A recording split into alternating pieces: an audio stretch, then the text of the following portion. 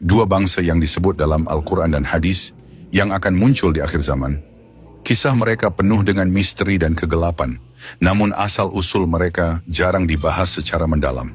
Dalam video kali ini, kita akan menelusuri jejak-jejak awal dari kelahiran Yajuj dan Majuj, dan bagaimana bangsa-bangsa ini berhubungan dengan peristiwa besar yang akan terjadi di masa depan.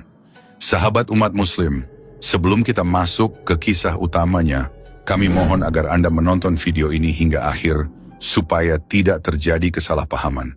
Jangan lupa untuk memberikan like, subscribe, dan tinggalkan komentar jika ada yang perlu diluruskan dari kisah kali ini. Bismillah, mari kita mulai kisahnya.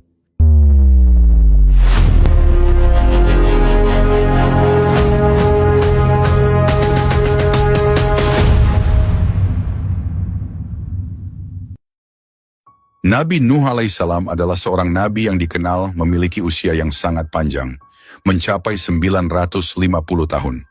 Dalam perjalanan hidupnya, Nabi Nuh alaihissalam dikaruniai anak laki-laki, Ham, Sam, dan Yafits. Dari keturunan mereka inilah, umat manusia berkembang menjadi berbagai bangsa dengan sifat dan karakter yang berbeda-beda.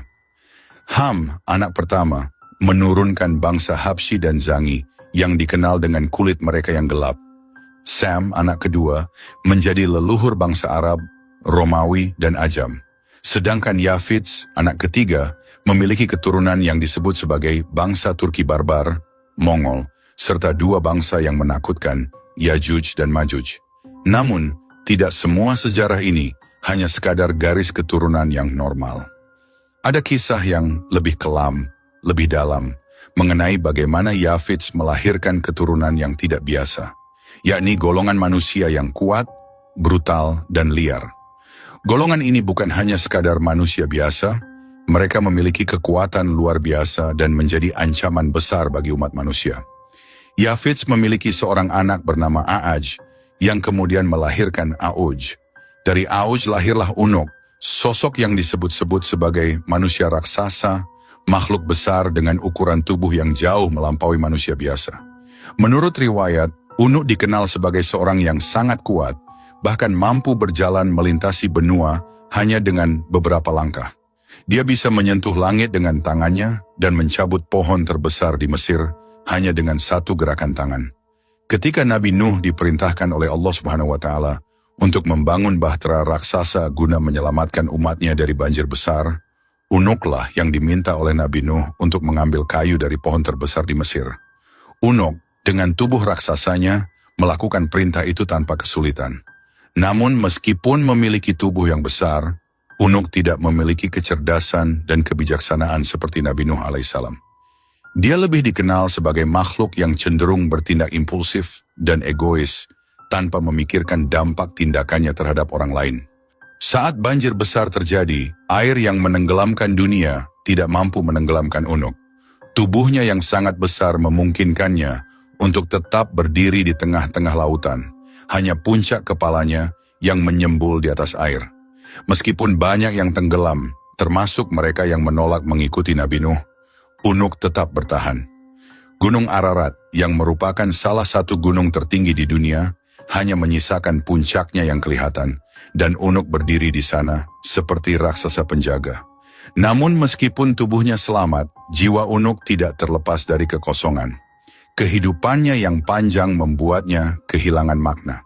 Ketika zaman berganti dan generasi manusia baru bermunculan, Unuk mulai merasakan kehampaan yang mendalam. Seiring dengan berjalannya waktu, dia merasa semakin terisolasi dari dunia manusia, dan hal ini membuatnya mencari cara untuk tetap relevan. Di suatu masa, Unuk tiba-tiba muncul di negeri Rum, sebuah kerajaan yang megah dan penuh dengan kekayaan. Dengan langkah besar dan suaranya yang menggema, dia datang menghadap raja negeri tersebut. Unuk menginginkan sesuatu yang aneh dan tak masuk akal. Dia meminta seorang gadis sebagai pendampingnya. Gadis yang dia inginkan tentu harus sesuai dengan ukurannya yang raksasa. Raja negeri Rum yang tidak pernah menghadapi permintaan seperti itu sebelumnya, terkejut dan panik. Wajahnya pucat, tangannya bergetar. Bagaimana mungkin mencarikan seorang gadis yang sebesar Unuk? Tak ada manusia biasa yang bisa sebanding dengan makhluk raksasa ini. Namun Unuk bukanlah makhluk yang bisa diabaikan begitu saja. Dengan suaranya yang menggema di seluruh penjuru istana, dia mengancam akan menenggelamkan seluruh negeri Rum jika keinginannya tidak dipenuhi. Jika engkau tidak bisa memenuhi keinginanku, wahai raja, Unuk menggeram, akan aku tenggelamkan seluruh negerimu dengan air laut ini. Tidak akan ada yang tersisa. Raja, dalam ketakutan merasakan jantungnya berdetak kencang. Dia tahu bahwa Unuk tidak sedang bercanda. Dengan pikiran yang cepat, Raja meminta waktu untuk memenuhi permintaan Unuk. Dia berjanji untuk mencarikan gadis yang diinginkan oleh makhluk raksasa itu. Namun dia membutuhkan waktu.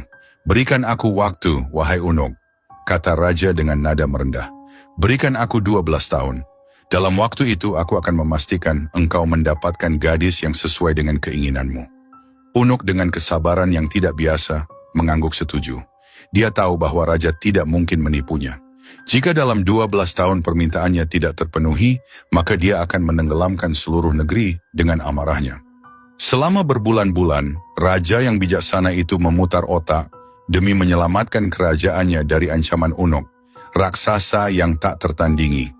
Unuk bukan hanya ancaman bagi rakyat, tetapi juga bagi kestabilan seluruh wilayah.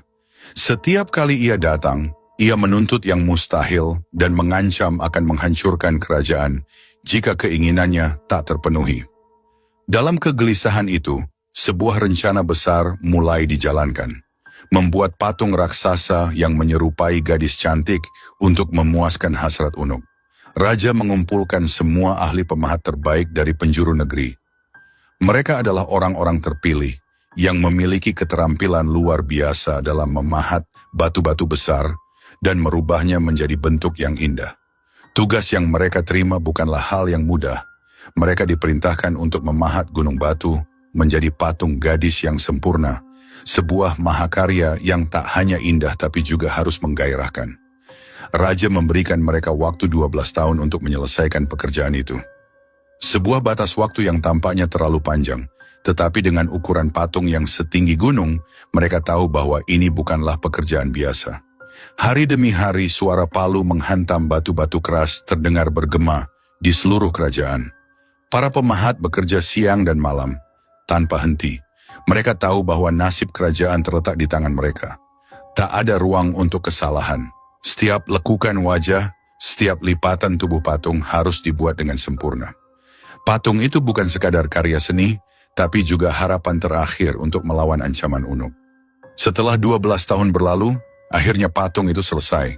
Sebuah karya monumental yang menjulang tinggi, menyerupai gadis cantik yang tidur terlentang. Wajahnya tampak lembut namun menggoda, dengan mata tertutup seakan sedang dalam mimpi. Patung itu benar-benar tanpa sehelai pakaian pun menambah kesan sensual yang memang diharapkan oleh Raja dan para penasihatnya. Di dalam patung itu, perutnya dikorek dengan hati-hati dan diisi dengan daging mentah. Daging-daging itu dimasukkan melalui liang kemaluan patung. Sebuah ritual aneh yang dipercaya oleh Raja akan membuat patung tersebut tampak lebih realistis bagi Unuk. Kita harus membuatnya percaya ini gadis nyata, kata salah satu penasihat Raja. Setiap potong daging yang dimasukkan adalah upaya untuk menciptakan ilusi sempurna. Mereka bekerja dengan tekun, memastikan setiap langkah ritual ini dijalankan dengan benar. Apakah ini akan berhasil? Tanya salah satu pemahat kepada kawannya. Matanya penuh dengan kekhawatiran. Kita tidak punya pilihan lain, jawab pemahat lainnya sambil menghela napas. Jika ini gagal, seluruh kerajaan dan negeri ini akan hancur. Setelah semuanya siap, Raja mengirimkan pesan kepada Unuk bahwa gadis yang diinginkannya telah ditemukan. Datanglah dan temukan apa yang kau cari, bunyi pesannya. Dengan cepat, berita itu sampai ke telinga Unuk. Bagaikan angin badai, Unuk datang melangkah ke arah patung tersebut. Dengan tubuh raksasanya yang menggetarkan tanah setiap kali kakinya menyentuh bumi.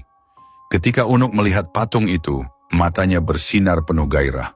Tubuh raksasa itu berhenti di depan patung gadis yang begitu besar dan menggoda. Tidak butuh waktu lama bagi Unuk untuk kehilangan kendali. Nafsu membara yang telah lama menguasainya seakan tak bisa lagi dibendung. Sungguh cantik, sungguh menggoda, seru Unuk dengan suara menggelegar yang membuat tanah sekitarnya bergetar. Tubuhnya yang raksasa mendekati patung itu. Dan tanpa ragu ia menyalurkan hasratnya. Dia memperlakukan patung itu seolah-olah gadis itu nyata, tak menyadari tipu muslihat yang telah direncanakan oleh raja. Usai melampiaskan nafsunya, Unuk merasa puas dan pergi, meninggalkan patung itu dengan perasaan lega. Aku tak perlu kembali, gumamnya sambil tertawa besar. Suaranya menggelegar dan bergema di pegunungan. Unuk pun menghilang dari pandangan, tak pernah kembali lagi ke kerajaan itu. Namun yang terjadi kemudian adalah sesuatu yang tidak pernah diduga oleh raja dan rakyatnya. Air mani Unuk yang tertumpah di dalam patung, bercampur dengan daging mentah yang ada di dalamnya, mulai membusuk. Busuknya daging tersebut mengeluarkan bau menyengat yang bahkan bisa tercium hingga ke desa-desa terdekat. Dari dalam patung, ulat-ulat sebesar bayi manusia mulai tumbuh dan bergerak liar. Ini bukan bagian dari rencana, kata salah satu penasihat dengan wajah pucat ketika mendengar kabar tentang fenomena aneh yang terjadi pada patung. Mungkin ini adalah murka Tuhan atas tipu daya yang kita lakukan, ucap seorang pendeta tua yang turut menyaksikan kejadian aneh tersebut. Ulat-ulat itu tidak berhenti tumbuh. Mereka menjadi kepompong, dan dari kepompong-kepompong itu, sesuatu yang lebih mengerikan lahir. Ketika kepompong-kepompong itu pecah, lahirlah makhluk-makhluk yang menyerupai manusia, namun dengan perawakan menyeramkan dan penuh kebuasan. Mereka adalah Yajuj dan Majuj, makhluk ganas yang lahir dari ulah Unuk dan nafsunya yang tak terkendali. Makhluk-makhluk ini segera menyebar keluar dari patung, mencari makanan. Tidak ada yang bisa menghentikan mereka. Hewan-hewan ternak menjadi korban pertama. Mereka melahap segala yang mereka temui, dari sapi, kambing, hingga kuda. Rakyat mulai panik. Tidak ada yang tahu bagaimana cara menghentikan makhluk-makhluk ini. Mereka keluar dari liang kemaluan patung itu, satu persatu, bagaikan aliran air yang tak terhentikan. Desa-desa yang berada di sekitar patung itu menjadi korban pertama. Teriakan dan tangisan terdengar di mana-mana. Para petani dan penduduk desa melarikan diri, namun banyak yang tidak berhasil. Yajuj dan Majuj tak hanya memakan hewan ternak, tapi juga menyerang manusia. Raja, yang semula berpikir bahwa rencananya akan menyelamatkan kerajaan, kini dihadapkan pada masalah yang jauh lebih besar. Ini semua salah kita, ucapnya dengan penyesalan di depan para penasihatnya.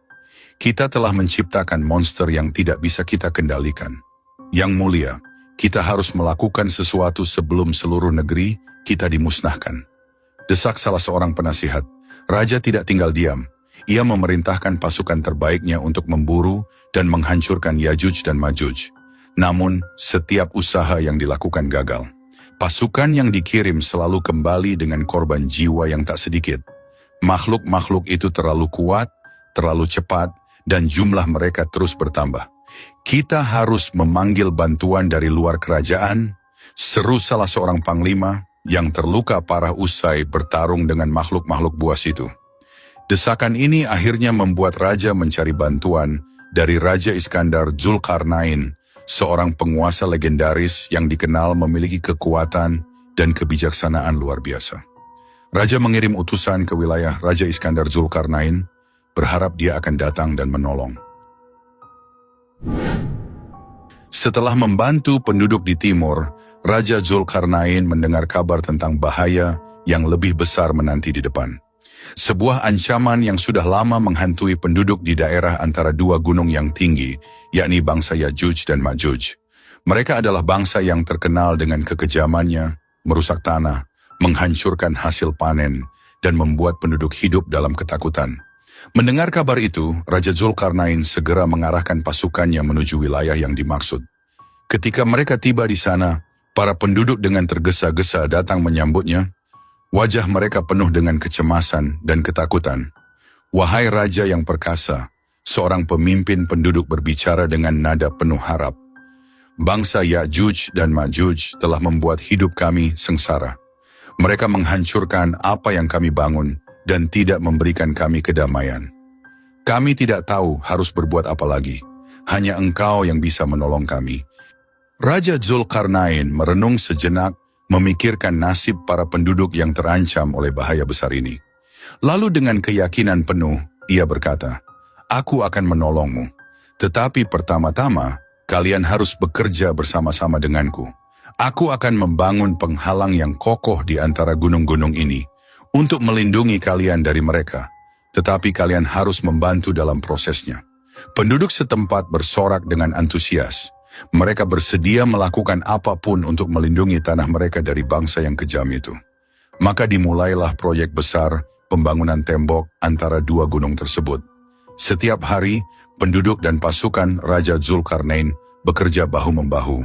Mereka mengumpulkan potongan-potongan besi, batu, dan segala bahan yang bisa digunakan untuk membangun tembok yang kuat. Di bawah arahan Raja Zulkarnain, mereka membangun dengan penuh semangat, meskipun prosesnya sangat berat. Suatu hari, ketika matahari mulai tenggelam di balik pegunungan, salah seorang pekerja mendekati Raja Zulkarnain dengan wajah kelelahan. "Tuan, pekerjaan ini terasa sangat berat. Apakah kita akan sanggup menyelesaikannya?" Raja Zulkarnain menatap pria itu dengan penuh keyakinan. "Setiap pekerjaan besar membutuhkan pengorbanan. Ingatlah, ini bukan hanya untukmu, tetapi untuk anak-anakmu, untuk generasi-generasi yang akan datang. Dengan tembok ini, kita akan melindungi mereka dari kehancuran." Pria itu mengangguk, merasa semangatnya kembali berkobar. "Kami akan terus bekerja, tuanku. Terima kasih atas bimbinganmu." Raja Zulkarnain tersenyum, lalu kembali memantau jalannya pembangunan. Setiap kali ada kesulitan, dia hadir untuk memberikan solusi. Setiap kali ada yang kelelahan, dia memberi motivasi. Dia bukan hanya seorang raja yang memerintah dari atas takhta, tetapi juga seorang pemimpin yang terlibat langsung di medan tugas. Namun tidak semua berjalan lancar. Sebelum tembok itu sepenuhnya selesai, pasukan Raja Zulkarnain mendapat kabar bahwa Ya'juj dan Ma'juj telah bergerak mendekat. Kecepatan dan kekejaman bangsa itu membuat penduduk semakin ketakutan. Raja Zulkarnain segera memerintahkan pasukannya bersiap untuk perang. "Ini bukan hanya tentang tembok," ujar Raja Zulkarnain kepada para komandan. "Kita harus menghadapi mereka di medan perang, mengulur waktu hingga tembok selesai dibangun." Ketika pasukan Ya'juj dan Ma'juj akhirnya terlihat di kaki gunung, Raja Zulkarnain mengatur barisannya. Dengan perisai yang bersinar di bawah sinar matahari dan pedang terhunus, pasukan Raja Zulkarnain berdiri kokoh, siap menghadapi gelombang serangan. Pertempuran berlangsung sengit. Ya'juj dan Ma'juj menyerbu dengan kekuatan yang tak terbendung. Suara dentingan pedang dan pekikan perang memenuhi udara, sementara debu dari pertempuran membumbung tinggi. Raja Zulkarnain dengan zirah berkilau dan helm baja memimpin langsung di garis depan, menebas musuh dengan ketepatan yang mematikan. Sementara itu, para penduduk dan sebagian pasukan yang tersisa terus bekerja tanpa henti menyelesaikan tembok besar tersebut. Di tengah kobaran perang, Raja Zulkarnain dan pasukannya bertempur dengan gagah berani, menghalau Ya'juj dan Ma'juj sejauh mungkin dari tembok yang belum rampung. Saat malam tiba, kedua belah pihak kelelahan. Namun Ya'juj dan Ma'juj tidak menunjukkan tanda-tanda mundur. Serangan mereka yang terus-menerus membuat barisan pertahanan pasukan Raja Zulkarnain terdesak. Namun di saat genting itulah, para pekerja akhirnya menyelesaikan bagian terakhir dari tembok besar. Tembaga panas dituangkan di atasnya, membuatnya menjadi benteng yang mustahil ditembus. Ketika Ya'juj dan Ma'juj mencoba menyerang tembok, mereka mendapati bahwa tidak ada jalan masuk. Mereka menghantamnya dengan segala kekuatan, namun tembok itu tetap berdiri kokoh, tak tergoyahkan. Akhirnya, setelah serangan tanpa henti, Ya'juj dan Ma'juj terpaksa mundur, tertahan oleh tembok yang kini memisahkan mereka dari negeri yang mereka rusak selama bertahun-tahun. Kemenangan yang diraih bukan hanya kemenangan militer, tetapi juga simbol kebesaran keadilan yang ditegakkan oleh Raja Zulkarnain. Pasukannya bersorak dan para penduduk menangis haru, menyaksikan tembok yang kini melindungi mereka dari bahaya besar. Raja Zulkarnain berdiri di depan tembok yang baru selesai dibangun, memandang ke arah pegunungan di mana Ya'juj dan Ma'juj terperangkap. Ia menarik napas dalam, menyadari bahwa misi besarnya telah tercapai. Dengan tembok yang kokoh itu, negeri-negeri di timur akan hidup dalam damai untuk waktu yang lama. "Ini bukanlah kemenangan untuk kita," kata Raja Zulkarnain kepada pasukannya yang berkumpul di sekitarnya. "Ini adalah kemenangan bagi mereka yang kita lindungi dan kemenangan bagi keadilan yang harus kita tegakkan di seluruh penjuru bumi. Setelah tembok itu berdiri kokoh, Raja Zulkarnain berbicara kepada rakyat di daerah tersebut. Ini adalah perlindungan yang Allah berikan kepada kalian. Tapi ingatlah, suatu hari nanti, Ya'juj dan Ma'juj akan keluar lagi ketika waktunya tiba, sebagaimana telah ditetapkan oleh Allah. Sampai saat itu, tetaplah berpegang teguh kepada kebenaran dan jangan berbuat zalim kepada sesama. Dengan amanat itu, Raja Zulkarnain meninggalkan mereka, melanjutkan perjalanannya untuk menyebarkan keadilan dan kebaikan di dunia. Ia tahu bahwa setiap perjalanan membawa tantangan baru, tetapi dengan iman yang kuat dan kebijaksanaan, ia siap menghadapi segala sesuatu yang akan datang. Di dalam kegelapan goa, Ya'juj dan Ma'juj tidak pernah berhenti. Setiap hari pemimpin mereka berdiri di depan mereka dengan tangan terkepal, memimpin serangan tak kenal lelah terhadap tembok itu. Hari ini adalah hari kita akan berhasil, seru pemimpin mereka, memompa semangat para pengikutnya. Kita telah mendekati kebebasan. Dengan raungan yang menggelegar, mereka mulai melubangi tembok sekali lagi. Suara dentuman keras terdengar ketika tangan mereka yang kuat menghantam besi dan timah. Peluh mengalir dari tubuh mereka yang besar, namun mereka tidak menunjukkan tanda-tanda kelelahan. Mereka adalah makhluk yang penuh dengan kekuatan liar, nafsu kebebasan yang tak terbendung. Dan setiap kali mereka melihat cahaya matahari yang menyelinap masuk dari lubang kecil yang berhasil mereka buat, harapan mereka menyala. Namun seperti biasa, pemimpin mereka mengingatkan, "Pulanglah, besok kita akan melanjutkan lagi." Saat mereka meninggalkan lubang itu, setiap kali keajaiban terjadi. Dinding itu kembali seperti semula, tanpa jejak sedikit pun dari usaha mereka. Frustrasi mulai merasuki mereka. Mereka tidak mengerti apa yang menyebabkan dinding itu selalu kembali utuh. "Ini tidak masuk akal," teriak salah satu dari mereka. "Apa gunanya kita bekerja keras setiap hari jika hasilnya selalu sia-sia?" Pemimpin mereka tetap tenang, meskipun dalam hatinya ia pun merasakan keputusasaan yang sama.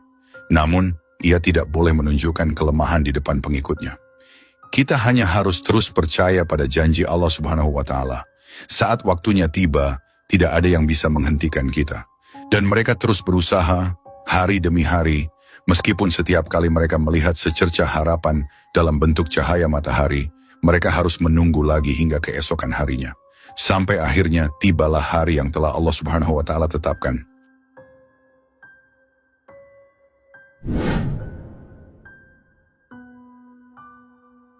Setelah Dajjal terbunuh oleh Nabi Isa alaihissalam dan umat Islam merasakan kemenangan besar, langit yang semula cerah seketika berubah kelam. Kegembiraan yang singkat itu segera diiringi dengan ketakutan yang lebih mencekam. Di ujung cakrawala, angin kencang yang membawa debu, dan teriakan-teriakan kesakitan mengisyaratkan datangnya bencana baru yang lebih dahsyat. Dari kejauhan, terdengar gemuruh kaki-kaki yang menghentak bumi, bagai gelombang pasukan yang tak terbendung.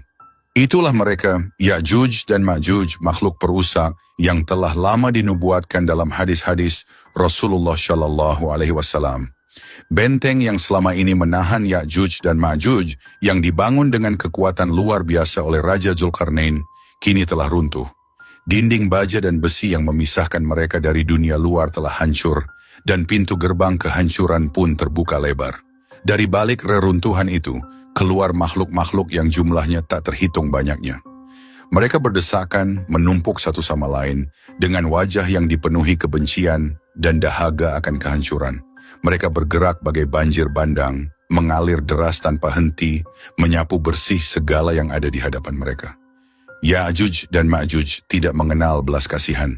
Mereka menyerbu desa-desa, kota-kota, dan padang rumput, membunuh semua yang mereka temui, baik manusia, hewan, atau tanaman. Mereka merampas setiap jengkal tanah, meminum habis air sungai dan danau, membuat bumi gersang seketika.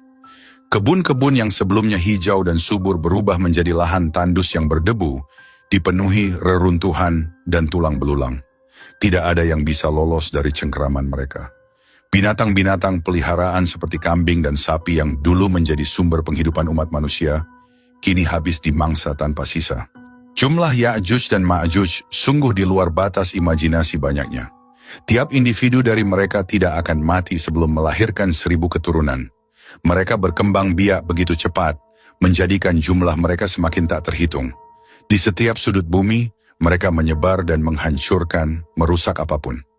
Mereka tidak hanya melahap hewan-hewan yang ada, tetapi juga menghabiskan seluruh sumber daya alam. Gunung-gunung yang dulunya megah penuh dengan sumber makanan, dan hewan-hewan kini rata dengan tanah. Hutan-hutan yang rimbun berubah menjadi lahan kosong.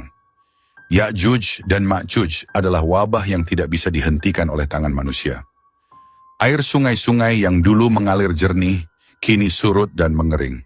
Setiap kali Ya'juj dan Ma'juj menemukan sumber air, mereka akan meminum habis hingga tak tersisa setetes pun. Sungai-sungai yang megah, yang pernah menjadi sumber kehidupan bagi berbagai peradaban, kini menjadi sungai kering yang hanya menyisakan lumpur di dasarnya. Danau-danau yang dulunya indah dan tenang berubah menjadi kawah kering yang tandus. Umat Islam yang baru saja merayakan kemenangan atas Dajjal, kini dihantui oleh rasa takut yang mendalam. Bahkan Imam Mahdi dan Nabi Isa alaihissalam pun tidak diberi perintah oleh Allah Subhanahu wa Ta'ala untuk memerangi Ya'juj dan Ma'juj secara langsung. Perintah yang datang adalah agar mereka dan umat Islam berlindung di gunung-gunung tinggi, menjauh dari amukan Ya'juj dan Ma'juj yang tak terhentikan. Saat itulah, umat Islam dihadapkan pada ujian kesabaran yang begitu berat. Di lereng-lereng gunung yang curam, umat Islam berkumpul dalam kelompok-kelompok kecil, hidup dalam rasa takut yang mencekam. Langit selalu gelap oleh awan tebal, seolah menandakan bahwa bencana ini akan terus berlangsung.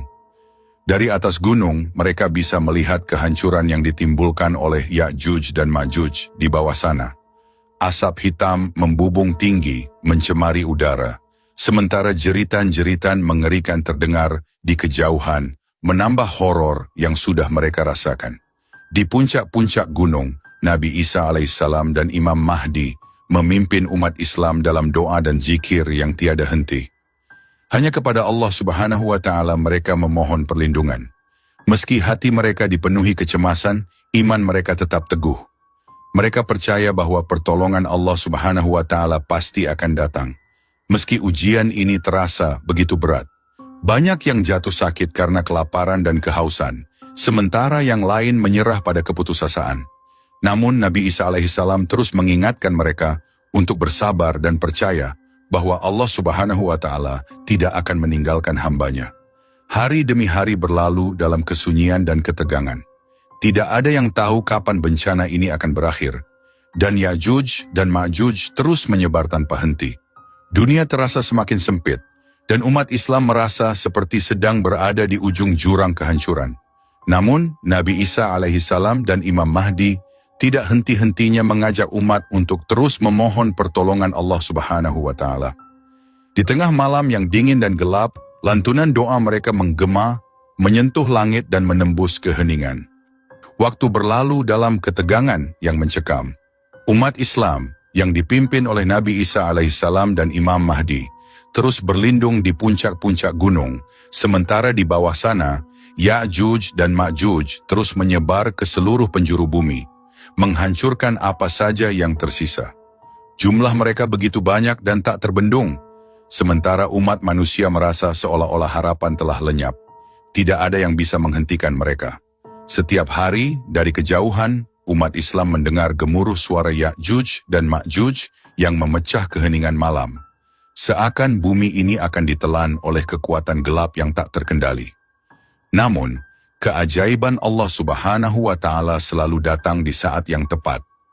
Ketika Ya'juj dan Ma'juj telah menyebar sedemikian luas, dan hampir tidak ada lagi makhluk hidup yang tersisa untuk mereka hancurkan, Allah Subhanahu wa Ta'ala menurunkan takdirnya yang luar biasa.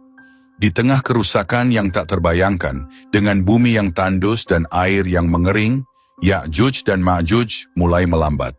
Mereka telah kehabisan target, tidak ada lagi manusia, hewan, atau tanaman untuk mereka serang. Pada saat itulah, Allah Subhanahu wa Ta'ala memulai rencananya untuk mengakhiri mimpi buruk ini. Langit tiba-tiba berubah menjadi kelam, tidak ada angin, tidak ada gerakan. Sebuah ketenangan yang aneh meliputi bumi yang telah terkoyak. Di bawah, ribuan, jutaan Ya'juj dan Ma'juj yang tersisa mulai merasakan sesuatu yang tidak biasa. Mereka, yang biasanya begitu kuat dan tak terkalahkan, mulai menunjukkan tanda-tanda kelemahan. Dari leher-leher mereka, muncul wabah mengerikan yang tak bisa mereka hindari. Wabah ini bukanlah serangan biasa. Allah Subhanahu wa Ta'ala mengutus ribuan ulat kecil yang tiba-tiba muncul dari tanah. Ulat-ulat itu merayap dengan cepat, menyerang Ya'juj dan Ma'juj dengan tak terhentikan. Masing-masing ulat menggigit leher mereka, mematikan dengan cepat dan tepat. Wabah ini begitu hebat, sehingga dalam hitungan menit, Ya'juj dan Ma'juj yang semula tak terkalahkan, terkapar di atas tanah, tak lagi berdaya. Tubuh mereka yang besar dan kuat runtuh satu persatu seperti pohon yang ditebang. Tangisan, jeritan, dan deru kematian terdengar dari semua penjuru, menandakan bahwa saat kehancuran Ya'juj dan Ma'juj telah tiba. Dari tempat persembunyian mereka di puncak gunung, umat Islam menyaksikan peristiwa ini dengan rasa takjub dan ketakutan yang mendalam. Mereka menyaksikan dengan mata kepala mereka sendiri bagaimana makhluk yang selama ini mereka anggap tak terkalahkan, yang menyebar teror di seluruh bumi, akhirnya takluk oleh makhluk sekecil ulat atas kehendak Allah Subhanahu wa Ta'ala. Ketika wabah ulat itu telah menyelesaikan tugasnya, bumi penuh dengan bangkai Ya'juj dan Ma'juj. Tubuh mereka yang begitu banyak menutupi seluruh daratan, memenuhi lembah, pegunungan, dan bahkan dataran luas. Bau busuk mulai menyebar ke udara, memualkan dan tak tertahankan. Bumi tampak seperti lautan bangkai yang mengerikan. Tempat tidak ada kehidupan yang bisa bertahan. Namun Allah Subhanahu wa Ta'ala yang Maha Kuasa tidak membiarkan bumi ini tenggelam dalam kehancuran selamanya. Setelah Ya'juj dan Ma'juj dimusnahkan oleh wabah, Allah Subhanahu wa Ta'ala mengutus pertolongan lain. Dari langit, ribuan burung besar tiba-tiba muncul, terbang dalam formasi yang rapi dan mengerikan. Burung-burung itu sebesar unta, dengan sayap yang membentang lebar dan kekuatan yang luar biasa. Burung-burung ini bukanlah burung biasa. Mereka adalah makhluk yang diutus oleh Allah Subhanahu wa Ta'ala untuk membersihkan bumi dari bangkai-bangkai Ya'juj dan Ma'juj yang kini berserakan di mana-mana. Burung-burung raksasa itu dengan cepat menyambar bangkai-bangkai Ya'juj dan Ma'juj, mengangkat tubuh-tubuh besar itu dengan cakar mereka yang kuat. Mereka terbang tinggi di langit, membawa bangkai-bangkai tersebut ke tempat yang hanya diketahui oleh Allah Subhanahu wa Ta'ala. Dalam hitungan jam, burung-burung itu membersihkan bumi dari jutaan mayat Ya'juj dan Ma'juj. Setiap bangkai diambil, setiap sisa tubuh diangkat ke tempat yang dikehendaki oleh Allah Subhanahu wa Ta'ala. Umat Islam yang menyaksikan kejadian ini dari puncak gunung merasa kagum dengan kekuasaan Allah Subhanahu wa Ta'ala. Mereka tak henti-hentinya mengucapkan syukur dan memuji kebesarannya. Kehancuran yang dibawa oleh Ya'juj dan Ma'juj yang semula tampak mustahil untuk dihentikan, kini telah dihapuskan sepenuhnya oleh kehendak Allah Subhanahu wa Ta'ala. Setelah burung-burung raksasa mengangkat seluruh bangkai Ya'juj dan Ma'juj, bumi masih dipenuhi dengan sisa-sisa kotoran dan bau busuk yang menyengat. Kehancuran yang mereka timbulkan meninggalkan bekas yang mendalam, tidak hanya dalam bentuk fisik, tetapi juga dalam jiwa umat manusia yang selamat. Mereka masih bisa merasakan jejak kengerian dari hari-hari panjang ketika Ya'juj dan Ma'juj merajalela. Namun, Allah Subhanahu wa Ta'ala dengan rahmatnya yang tak terbatas tidak membiarkan bumi ini tetap kotor dan tercemar. Tak lama setelah burung-burung raksasa pergi, langit yang kelam mulai memancarkan kilatan cahaya. Guntur menggelegar dan angin kencang mulai bertiup, membawa aroma segar yang belum pernah dirasakan umat manusia dalam waktu yang sangat lama. Hujan pun turun, bukan hujan biasa, melainkan hujan deras yang tak tertahankan. Butir-butir air yang turun dari langit begitu deras dan bersih, membersihkan setiap sudut bumi yang telah dihancurkan oleh Ya'juj dan Ma'juj. Air itu mengalir deras, membersihkan setiap sisa kotoran, setiap jejak kehancuran yang tersisa. Bumi yang tadinya kotor dan penuh dengan bau busuk, kini mulai bersih kembali. Setiap lembah, setiap gunung, Dan setiap dataran yang dipenuhi bangkai dan kotoran, kini dibasuh oleh hujan yang dikirim oleh Allah Subhanahu wa Ta'ala. Hujan ini berlangsung selama beberapa hari, tak pernah berhenti. Umat Islam yang sebelumnya terkurung di puncak gunung karena ketakutan, kini bisa merasakan kedamaian. Mereka turun dari gunung dengan penuh rasa syukur, menyaksikan bumi yang kembali bersih. Tidak ada jejak dari Ya'juj dan Ma'juj yang tersisa. Bumi ini seolah-olah baru saja diciptakan kembali, segar dan murni, seperti ketika pertama kali Allah Subhanahu wa Ta'ala menurunkannya untuk manusia. Setelah bencana besar ini berakhir, umat Islam kembali ke dataran dengan perasaan lega dan syukur. Mereka menyadari bahwa mereka telah melalui salah satu ujian terberat dalam sejarah umat manusia. Ketika Ya'juj dan Ma'juj telah dihancurkan dan bumi dibersihkan, Nabi Isa alaihissalam dan Imam Mahdi memimpin umat untuk memulai kembali kehidupan baru. Mereka membangun kembali desa-desa dan kota-kota yang telah dihancurkan, menanami kembali tanah yang gersang, dan mendirikan kembali rumah-rumah yang roboh. Namun, lebih dari itu mereka membawa pelajaran yang sangat berharga. Kehancuran yang dibawa oleh Ya'juj dan Ma'juj telah menunjukkan kepada umat manusia betapa lemahnya mereka tanpa perlindungan Allah Subhanahu wa Ta'ala. Meskipun mereka tidak dapat melawan Ya'juj dan Ma'juj dengan kekuatan fisik, mereka mampu bertahan karena keimanan dan keteguhan hati mereka kepada Allah Subhanahu wa Ta'ala. Umat manusia yang selamat dari bencana besar ini hidup dalam rasa syukur yang mendalam. Mereka tahu bahwa pertolongan Allah Subhanahu wa Ta'ala datang di saat yang tepat, dan mereka diajarkan bahwa dalam menghadapi ujian yang paling berat sekalipun, keimanan kepada Allah Subhanahu wa Ta'ala adalah kunci untuk bertahan. Dalam kesunyian bumi yang kini kembali damai, umat Islam melantunkan zikir dan doa, mengingat bahwa dalam setiap kehancuran selalu ada kebangkitan, dan dalam setiap ujian selalu ada rahmat Allah Subhanahu wa Ta'ala yang menyertainya. Sahabat umat muslim, kisah tentang Ya'juj dan Ma'juj yang penuh dengan pelajaran dan tanda-tanda akan datangnya hari kiamat. Semoga kita semua bisa mengambil hikmah dari cerita ini dan semakin memperkuat iman kita kepada Allah Subhanahu wa Ta'ala. Jangan lupa, kita sebagai umat muslim harus selalu siap dengan bekal iman, ilmu, dan amal saleh agar terhindar dari fitnah dan ujian yang berat di akhir zaman. Jika kalian merasa video ini bermanfaat, jangan ragu untuk like dan subscribe agar channel umat muslim semakin berkembang. Akhir kata, wassalamualaikum warahmatullahi wabarakatuh.